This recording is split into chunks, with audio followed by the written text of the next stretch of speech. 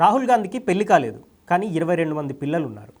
Yes, India Pakistan మధ్య జరిగిన గొడవల్లో పూంచ్ ఏరియాలో పాకిస్తాన్ దాడులు చేసింది. ఈ దాడుల్లో 22 మంది పిల్లలు తల్లిదండ్రులను పోగొట్టుకున్నారు. ఏమాత్రం ఆలోచించకుండా వాళ్ళందరి బాధ్యత తీసుకున్నారు రాహుల్ గాంధీ. రాజకీయాలను పక్కన పెడితే రాహుల్ తీసుకున్న ఈ నిర్ణయానికి ఎవ్వరైనా ఆయనకు సలాం కొట్టాల్సిందే. ఇప్పుడు ఒకసారి వీడియో చూడండి.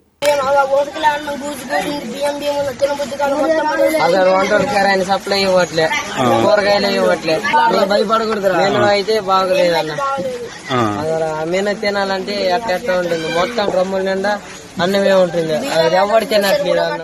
వీళ్ళు తెలంగాణలోని కొత్తగూడెం జిల్లా దమ్మన్నపేట మండలం చీపిరిగూడెంలోని గిరిజన ఆశ్రమ పాఠశాల విద్యార్థులు. వాళ్ళేం 5 స్టార్ హోటల్లో మెను అడగట్లేదు, పెట్టే తిండి సరిగ్గా వండి పెట్టండి అంటున్నారు. ఇదొక్కటే కాదు, ప్రతిరోజు రాష్ట్రంలోని ఏదో ఒక గురుకుల స్కూల్లో ఇలాంటి సీన్స్ కనిపిస్తూనే ఉన్నాయి. దేశంలో ప్రతిపక్షంలో ఉన్న రాహుల్ గాంధీ అంతమంది పిల్లల్ని దత్తత తీసుకుని హీరో అనిపించుకుంటుంటే, తెలంగాణలో అధికారంలో ఉన్న కాంగ్రెస్ మాత్రం పిల్లల్ని పట్టించుకునే తీరు ఇది. ఇక్కడ తప్పు అధికారులదా కాంగ్రెస్దా అనే విషయం పక్కన పెడితే చెడ్డ పేరు మాత్రం కాంగ్రెస్కే వస్తోంది. రాహుల్ మా నాయకుడు అని చెప్పుకునే కాంగ్రెస్ నేతలు ఈ విషయంలో ఎందుకు ఆయన ఫాలో అవ్వడం లేదు?